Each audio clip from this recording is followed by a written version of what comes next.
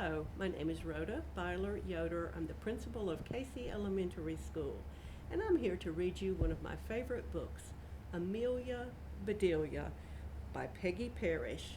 The pictures were drawn by Fritz Seibel.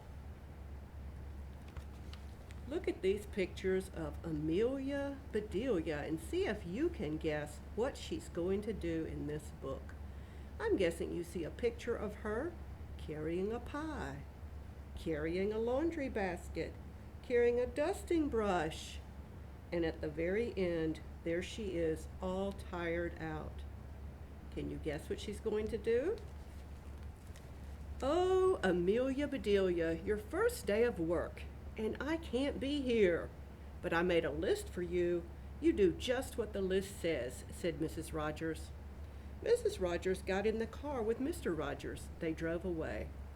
My, what nice folks. I'm going to like working here, said Amelia Bedelia. Amelia Bedelia went inside. Such a grand house. These must be rich folks, but I must get to work.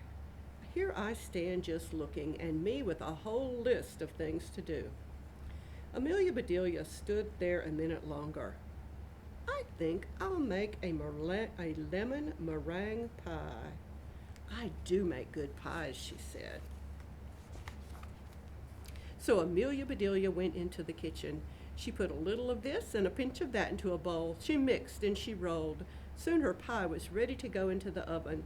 There, said Amelia Bedelia, that's done. Let's see what this list says. Amelia Bedelia read, change the towels in the green bathroom. Amelia Bedelia found the green bathroom. Those towels are very nice. Why change them, she thought. Then Amelia Bedelia remembered what Mrs. Rogers had said. She must do just what the list told her. Well, all right, said Amelia Bedelia. Amelia Bedelia got some scissors. She snipped a little here and a little there. She changed those towels. There, said Amelia Bedelia. She looked at her list again. Dust the furniture. Did you ever hear tell of such a silly thing? At my house, we undust the furniture. But to each his own way.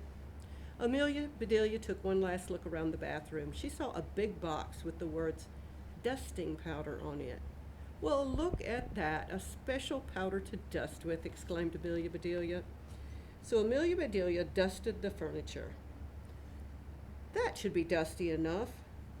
My, how nice it smells.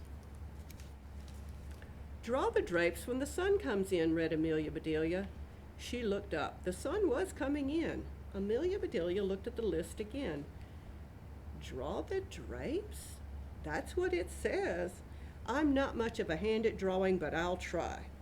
So Amelia Bedelia sat right down and she drew those drapes. Amelia Bedelia marked off about the drapes. Now what? Put the lights out when you finish in the living room. Amelia Bedelia thought about this a minute. She switched off the lights, then she carefully unscrewed each bulb. And Amelia Bedelia put the lights out. So those things need to be aired out too, just like pillows and babies. Oh, I do have a lot to learn. My pie, exclaimed Amelia Bedelia. She hurried to the kitchen. Just right, she said. She took the pie out of the oven and put it on the table to cool. Then she looked at the list. Measure 2 cups of rice. That's next, said Amelia Bedelia. Amelia Bedelia found 2 cups. She filled them with rice. And Amelia Bedelia measured that rice. Amelia Bedelia laughed. These folks do want me to do funny things. Then she poured the rice back into the container. The meat market will deliver a steak and a chicken.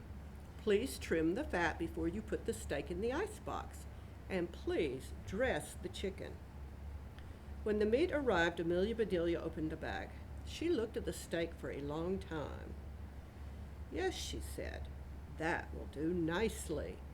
Amelia Bedelia got some lace and bits of ribbon. Then Amelia Bedelia trimmed that fat before she put the steak in the icebox. Now I must dress the chicken.